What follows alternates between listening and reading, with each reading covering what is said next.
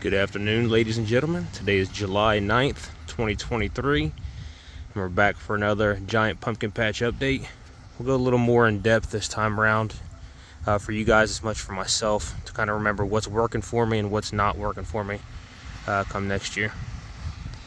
So we'll start off at the 1783 new. Overall plant health is looking really good. As you can see there, we got a fruit set. She was set on June 26th, so I'm not exactly sure what that makes it, but a little under 2 weeks. As far as overall vine training, we're going to bring these secondaries up to try to fill in some of this big space we got here. We got a decent amount of area here that we still want to fill in, so we'll swing these couple 1, 2, 3, 4 secondaries back up and fill in some of that area, and then hopefully some of the tertiaries off of the secondary that comes directly off the pumpkin will grow good, and we'll fill in the rest of that area, giving kind of a direct feed right to the pumpkin, right to the fruit.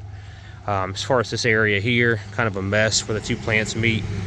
I'm going through day by day and kind of taking the worst of the leaves and kind of knocking it back. Eventually I'd like to have an aisleway there.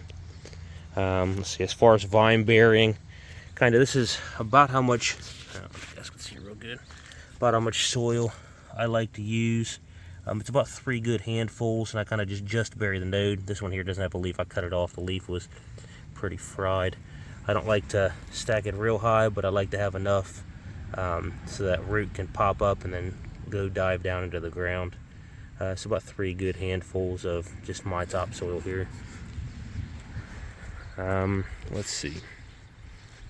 Again, overall plant health looking pretty good.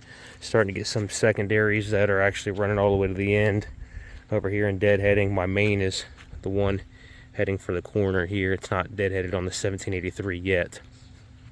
Fruit looking pretty good.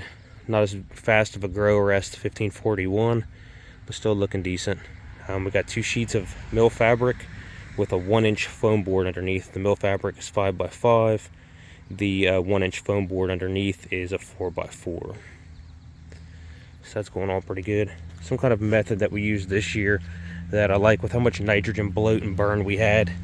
When it comes to deadheading these secondaries, I always go at least 1 secondary or 1 leaf past where I actually want to keep.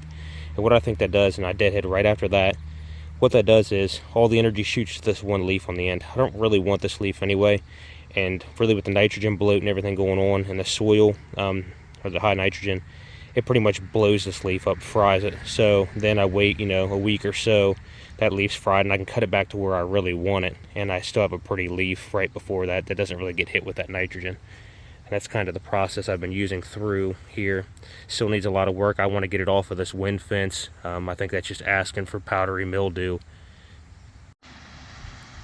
On to the 1541.5 McMillan. Plant overall health's looking pretty good.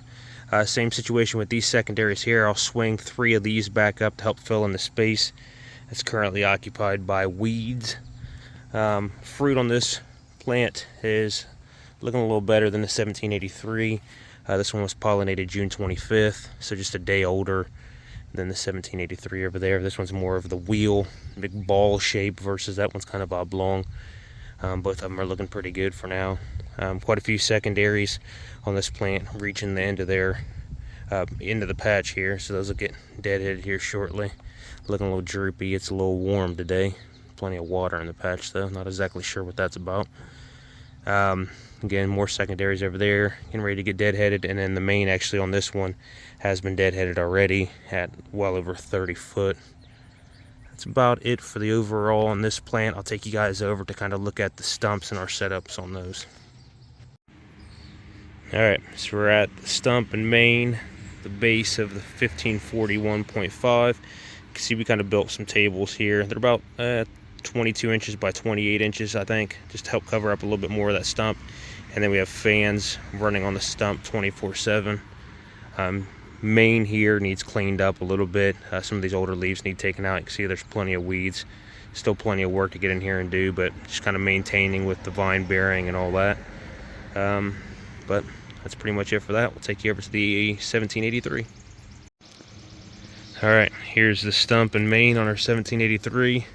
Haven't really cut this one back as much off of the main, the leaves anyway, because they're looking a little healthier than the ones on the 1541.5. Same setup though, same about 22 inch by 28 inch stump cover with a fan running on that stump pretty much all the time. This one has quite a few more weeds. This was the newer side of the patch, so it needs some work and need to get in there and get those weeds out, but that'll be a job for another day. It's pretty much all we have. Thanks for watching.